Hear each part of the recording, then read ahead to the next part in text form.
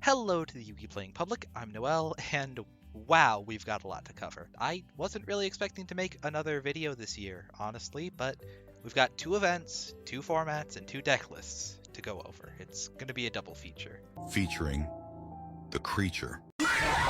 For those unfamiliar, the 2025 Remote YCS happened this past weekend, being December 6th and 7th, and I wasn't actually planning on participating in it. I had gotten a bit burnt out from the format after getting 18th at a recent regional, just barely missing my invite, so I made the decision not to play in the main event at all. However, the main event is not the only way to play Yu-Gi-Oh! This may actually be hard to believe based on my previous content, but I quite like Genesis, and despite not having most of the extra deck, I still decided to play in a Genesis pod with Tistina. But that's not all. On the second day of the event, one Joseph Rothschild was looking to take down a 3v3 since there were so few teams registered, and through my network of connections and close friends, I was lucky enough to be a last resort.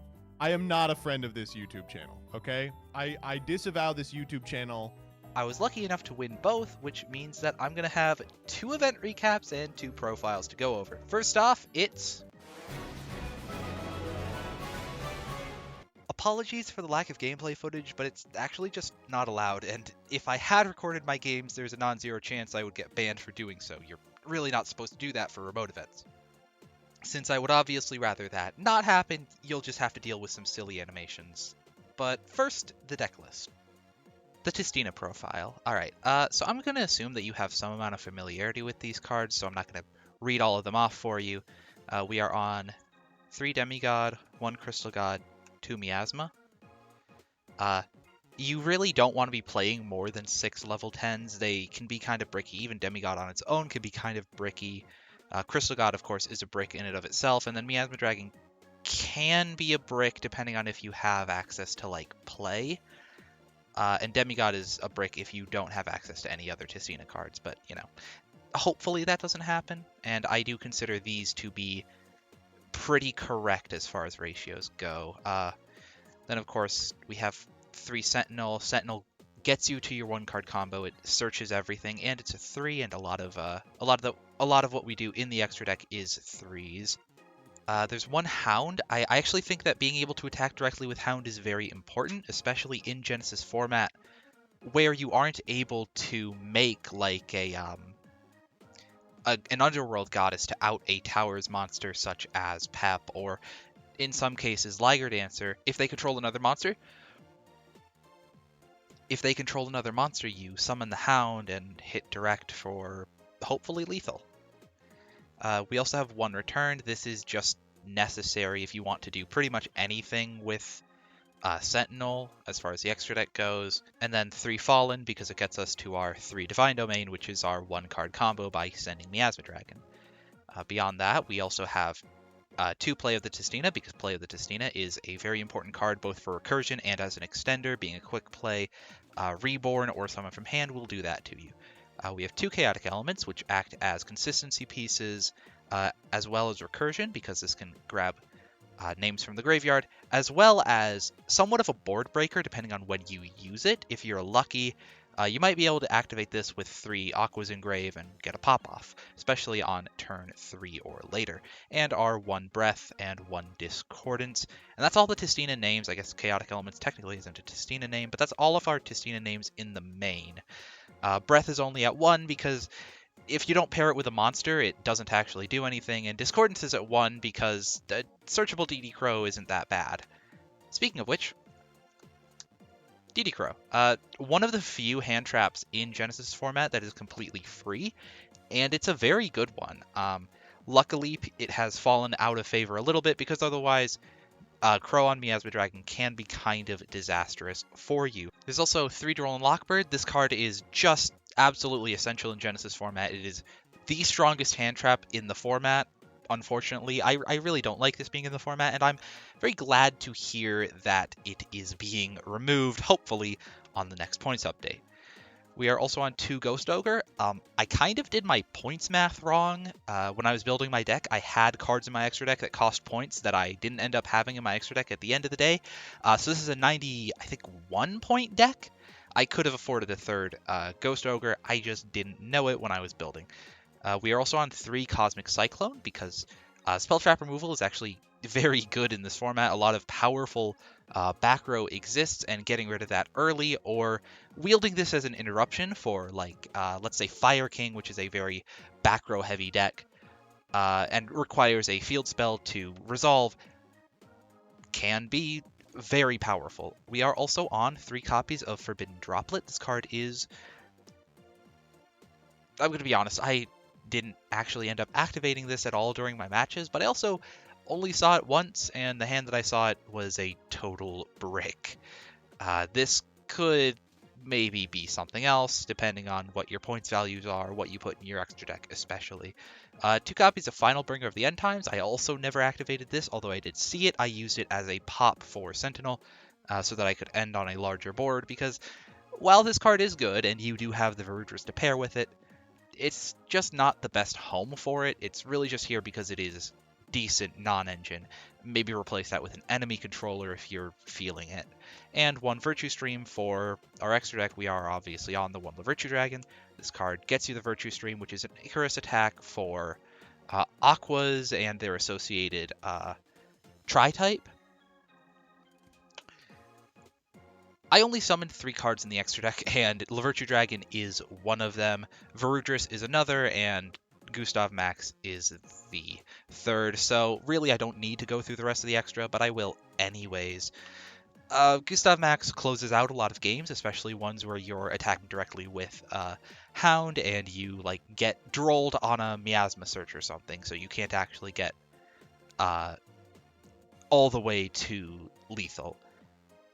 And Verudrus is your best endboard piece in the deck. This is just a generic Omni Negate, as generic as a rank 10 can be. Beyond that, we have Full Armored Utopic Ray Lancer, because we do play a lot of 3s, and I think that this card is really good. Never summoned it, but, you know, I didn't summon anything in this extra deck. Liba. Oh god, my autofocus. Liba is also in here. It's significantly worse without access to, like, Pentastag, but it is still able to get over a Liger Dancer if you need to attack over it for whatever reason. We've got Divinity, which can also do the same thing, and I would summon this in a longer event, I assume, but I just never really hit a back row heavy strategy. We have the Downerd Magician because we're playing Zeus, Xyz Armor Torpedo because it's a 3 that has a beneficial effect, Mellow Melody and Leviathan Dragon because they're funny, Redoer, Tornado Dragon, Silent Honor Arc, and Exciton Knight because I needed to fill out my extra deck, and these are the best cards that I just had laying around. I actually don't have a lot of great rank 3s on me at the moment. Now, I actually used every card in my side deck except one, being Lancia. I just never got paired against a matchup where Lancia mattered. I figured maybe I could hit out like a Runic build with this, or maybe like I get paired against Thunder Dragon. I don't know. It never came up, so it's not a big deal. We needed to fill out our extra deck because I wanted to play Gordian Slicer. I've never really had a great deck opportunity to use this, and I think Tistina is actually a really good one, despite the fact that this removes cards on the field. It is unrespondable, which is, or not unrespondable, but it is unnegatable, which means that, like, if you're trying to hit out some kind of field spell or an endboard piece, this is very good, and considering we only needed 3 of our extra deck guys, that is at least 2 that we can always get out from just the extra deck and not use our hand at all. These are all our going second cards, and in that vein, we also have Soul Release. I figured, well, maybe we can hit out like a Runic or Fire King build. Hitting like Megalo Astero out of grave with the Soul Release removes a lot of the threats that Fire King happens to have. Moving on to more of a flex spot than a going first or going second option, we have Blizzard. I was playing this with the understanding that maybe I hit Fire King, maybe I hit like a Runic build, and I want to, or Radiant Typhoon, and I want to like keep MST in their hand, so that they can't summon the Radiance from hand. That didn't end up happening, but I did see the Blizzard and I did use it, and I like this more than Dracotail Horn because it's more versatile. You can put it in going first or second, so if you're playing against someone who has like a very large spell effect that you don't really want going off, something like, I know this is a bad example, but something like a Flash of Heraldry, which kind of acts as a Dark Ruler no more, you can negate it with Blizzard, which you wouldn't be able to do with Horn. We were also playing Shared Ride. I think that this card's actually really, really good, especially in Genesis. It really punishes your opponent for trying to do like a long combo. I ended up seeing this against Fire King, and it kind of killed them. They didn't have a great hand to begin with, but the Shared Ride kind of sealed it that if they tried to break through my board, I was going to be able to build it up better.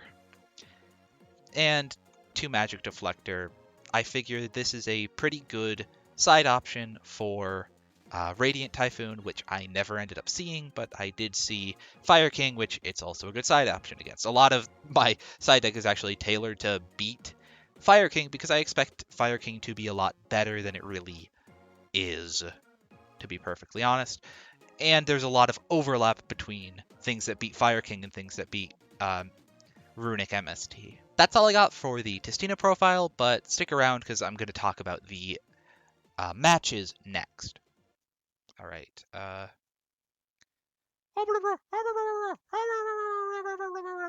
Let's get to the rounds.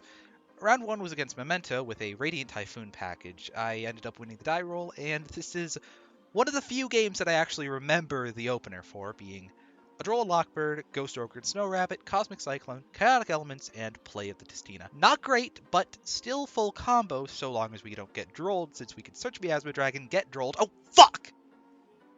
We set Cosmic and pass, hoping 2 hand traps would be enough. Our opponent normals Anguish, we droll them on the Tatsu search, then Ogre the Tatsu effect. They end up sending Gaddock and I think Maze. Summon the Gaddock, grab back the Anguish for some follow-up, set 1 and pass. We Cosmic the set card, which turns out to be Final Bringer of the End Times, and top deck a DD Crow. Now, I could have killed here, but I didn't because they just had more cards in hand than I was really comfortable with and feared a Nibiru. So I went for the usual end board of Varudris with some follow-up, as well as Lavirtue Dragon with Virtue Stream set. Luckily, that board ends up being enough, and they just can't play through it. I actually don't remember the hand in Game 2, outside of the fact it included full combo and a Ghost Ogre. They start off by normal summoning Memento and Darkblade, and I take the gamble on Ogering it, which ends up paying off, and they set 2 and pass, which don't end up mattering since Tistina has quite the proficiency in OTKing on a nearly empty board. Our opponent round 2 ends up being none other than the Bussy Boy himself, MBT on Fire King. Same list that he ends up taking down a following Genesis Flight in, but not this one. The games themselves, unfortunately, aren't actually that interesting, but we had a good time riffing at the very least. I lost a die roll this time and opened a hand of Droll, Virtue Stream, play, and 2 copies of Forbidden Droplet, drawing into a Breath return. This is why I said in the profile that Breath is pretty bad if you can't pair it with a monster. Sometimes you just can't pair it with a monster. We end up scooping because there's just nothing we can do. Game 2, I end up having full combo and set a Shared Ride into a pretty unfortunate hand on his side. He had, I believe, Ultimate Slayer, Ghost Mourner, 2 Megalo, a Fire King Sanctuary, and a Fire King Island.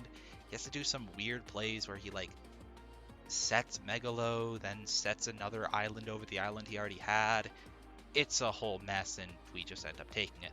The third and final round turned out to be against Madolche Vernisylph, someone who I think might have taken down a previous Genesis Flight, but his list isn't currently posted on YGO Pro Deck, so I can't really confirm that right now. I ended up winning the die roll, and it was pretty clear to me through how he interacted with my board that he wasn't really familiar with how Tistina played. Regardless, he did end up putting me in a bit of a sticky situation through a grind game, but made the mistake of shuffling back Miasma Dragon and Varudris rather than Varudris and Domain, which left my follow-up on the field. In our second game, I learned that he spent most of his points to splash a Maxi, since Chateau allows Glass Souffle to add it back to hand, and the Vernisylphs have no issue searching it out and then putting it in grave. But he made the fatal mistake of ending on 3 face-up cards, including a card that was affected by Breath. And despite his 3 Maxi draws, I only summoned 4 times. Crystal God, Miasma Dragon, Demigod, and Hound. Certainly not the most relevant decks to be beating. I would have liked to get paired against some of the heavier hitters that the pod had, like Anima and Radiant Typhoon, but they all got knocked out round 1 since their pilots were a little subpar. But who cares about Genesis? Everyone knows it's just a Reddit baby custom format anyways. I know what you're all really here for. You want to hear about the... So, as it turns out, remote 3v3s actually have a tendency not to fire, and I can kind of understand why. Unlike an in-person event, all players on a team are able to communicate freely with each other, the trade-off being that it's only possible through text chat, and by rules of the remote event, your hands pretty much always have to be visible, which makes messaging your teammates a bit hard. We only really used our chat to riff while waiting for rounds to start. Now this may come as a shock, but I wasn't stupid enough to play Tistina for an advanced event, despite Kevin being on Fart Mage. Instead, I played the same branded Dracotail list I used to get 18th with at a recent regional.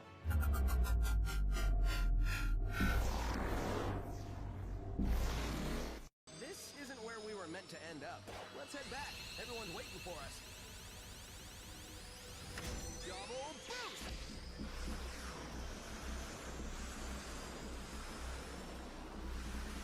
We've got this. Keep it up, partner. Nothing can contain the two of us at max power. Not even... A bad segue. What's up, everyone? I missed this place. Alright, let's talk about Dracotail. I've got 3 different piles to talk about. We've got non-engine, we've got the branded package, and we've got the Dracotails, because this is, of course, branded Dracotail. Most of it is going to be stuff that you could probably intuit if you play Dracotail or are aware of how the deck plays, but we've got our 3 Lucius, our 3 Malulu, and our 3 Phimena. These are the only names that we are even playing more than one of, because I really don't like the concept of breaking on Urgulas or Pans. And all of these do what you need them to do. They're your starters, they're your extenders, they're your resiliency pieces. We've got Phyrexial, we've got Pan, and we've got Urgula, because these don't do anything in hand. These are only really useful as material in hand unless we draw Phyrexial while like a Lucius is in grave, or a Phimena is in grave, or a Malulu is in grave. But you know, since none of these do anything in hand, I don't want to draw them as anything other than material, because I'm already playing or cards that don't really do anything in hand for us. We are, of course, on our 3 Kedu, 3 Rahu, and our 1 of each trap. Sometimes people only play the original 2 traps. I don't really like that. I like the idea of having a little bit more interaction for 1 more soft brick.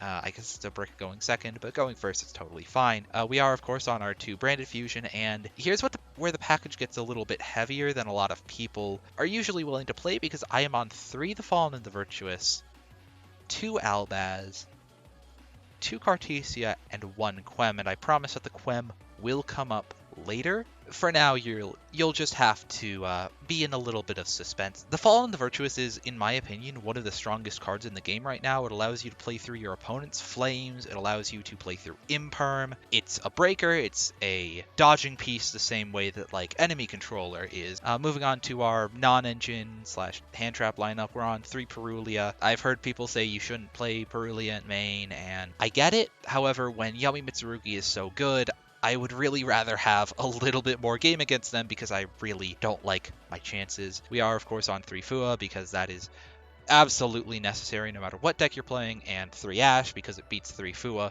They had 3 Bell, because it's just one of the better cards in the game right now. It beats Mitsurugi, it beats Yumi, it beats even Dracotail if your opponent's really bad at the game, which generally my opponents are pretty bad with Dracotail, or I just see their mistakes because I'm really good with Dracotail. I don't know. Moving on to our extra deck, it's not actually going to be that interesting. As far as Dracotail names, we're on 2 Arthalion and 1 Gulamel. I would really like to be on a 3rd Arthalion, but I never bought one. Instead, that slot is taken up by SP, which I have literally never summoned in this deck. We do have Mysterion and Secretarion.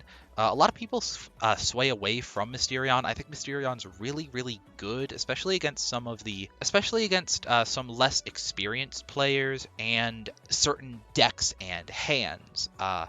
Something like DD is going to have a really bad matchup into Mysterion Unchained as well, because they're constantly summoning fiends off of fiend effects.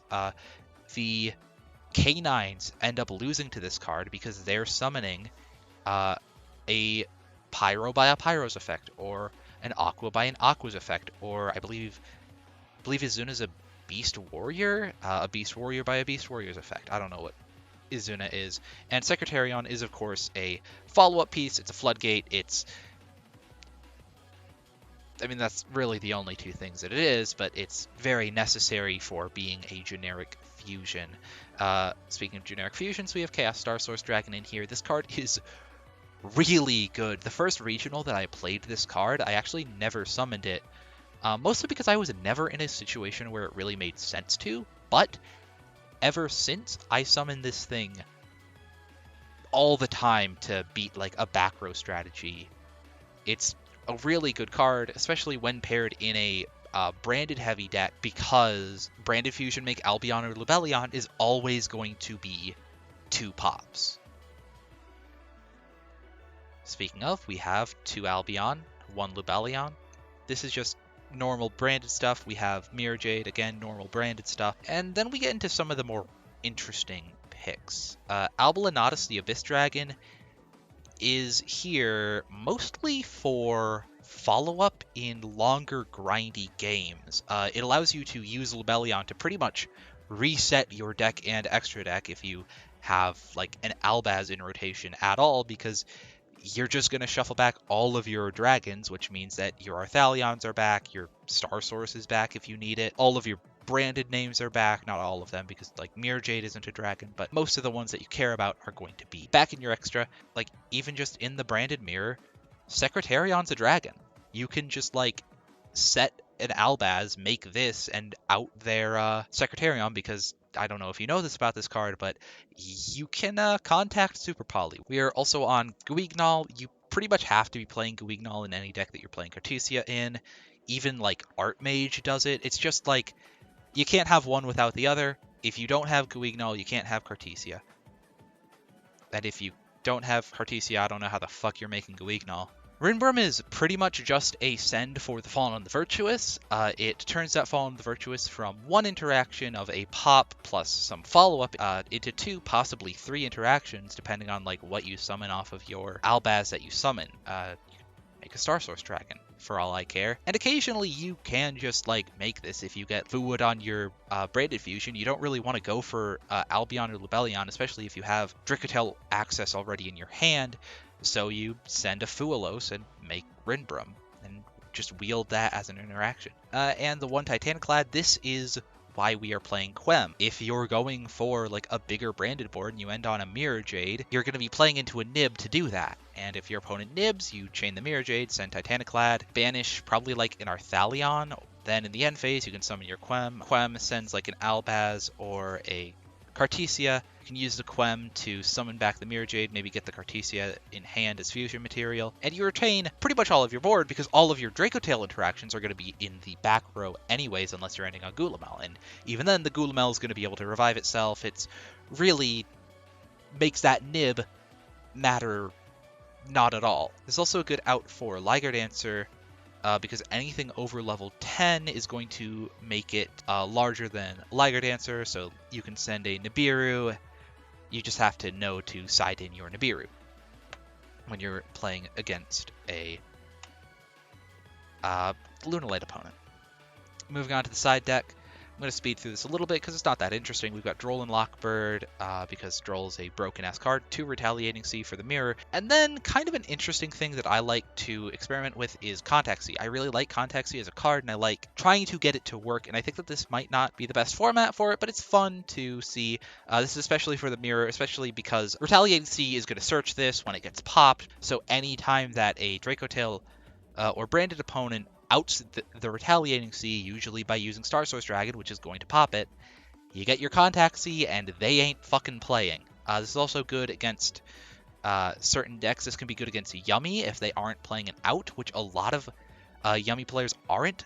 Even if they are, like, their out's going to be SP, which doesn't actually properly out the Contact Sea, because now you don't have any link zones, or you can't make a link one, you don't control a link one. It's not a great scenario for them to be in. We are, of course, on our 3 Nibiru. This is necessary to side in if you want Titaniclad to act as a Liger Dancer out. but it's also just a good card every once in a while. We are on 3 Artifact Lancia. I got these from a friend on loan for a regional, and then accidentally took them back with me to college. So I'm going to have to give these back to her eventually, but for now they are in my possession, and they're here for Malice because we really don't want to have to play against Malice. It's also, I think, decent against Gem Knight occasionally. It's good against Orcust. It's not a bad card. Good against Crystron as well. And then we are also on our 1 cross out, 1 called by, just because I like playing this package in the side just to insulate my going first a little bit better while keeping the spells out of the main deck so that I can always, or more often, have monsters for my Rahus and my Phymenas and my Kedus. That's all I have for this. That's all I have for the profile. Let me send you over to Scripted Noel to talk about how the matches in the 3v3 went. Yo, word in from Crystal God. We need you to clutch the 3v3 to keep the Divine Domain Baatistina entrance hidden.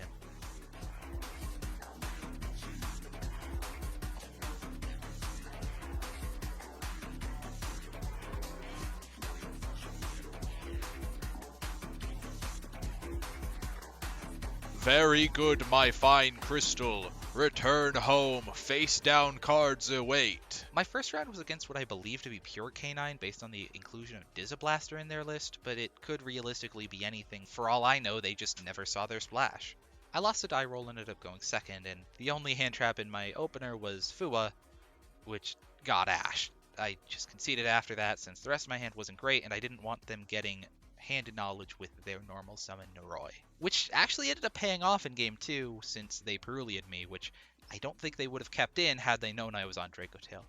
I ended up being able to end on the full board, and they just conceded rather than try to play it out. My hand game 3 ended up being Bell, Branded Fusion, Kedu, Lucius, and Fua, which luckily this time didn't get ashed, forcing them into a situation where all they could realistically do was make a Ripper and set up Lupus Engrave with a 5 on field and a Force Release for Werewolf, but they weren't even able to retain the Ripper negate since I drew Nib off of the Fua and forced out their second material. I ended up playing through the board and made Mysterion to put Lupus in a bit of a weird position, but certainly not disastrous since they can just chain the Lupus to dodge the activation. The Werewolf ended up ripping Branded Fusion, but it was a cold comfort in a hand of 3 starters.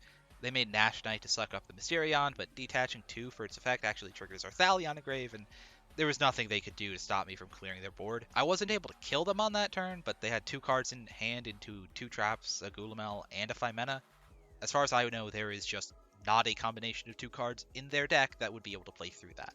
Kevin also won his round, although I'm not really sure what he was paired against other than the fact that it was on Purge. Joseph ended up losing since he was 3 minutes late and got a game loss, but 2 is bigger than 1, so we moved on to the next round. Round 2 was a little weirder for us. Our opponents seemed to all be at locals together or something. I was paired against DDD, Kevin was taking on Malice, and Joseph got paired against Ryziel.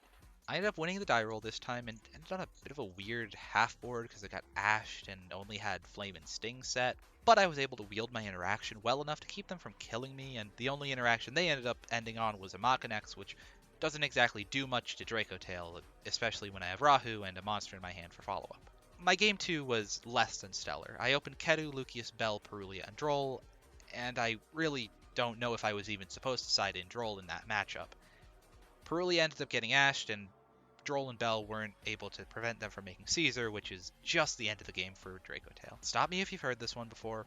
Game 3 scenario, I go full combo, uninterrupted, and win the match. There was a little more gameplay than that. I did do this cool play where I chained Phymena to Scale Surveyor to make Mysterion, which would then see the Scale Surveyor get summoned by its own effect and banish all their fiends to keep them from Gilgamesh material. But at the end of the day, the amount of interaction on my side of the table was just too much for DDD to push through pretty much no matter the hand. Kevin also ended up taking his down since I overheard his opponent making what sounded like a pretty disastrous misplay.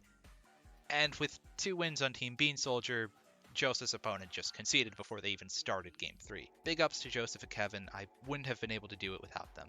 Well, maybe I'd be able to do it without Joseph. I don't think he really did much of anything. Joking aside, that's all I have to talk about this time. Remember to check out my socials and subscribe if you like my content. With that, I'll just move to my end phase.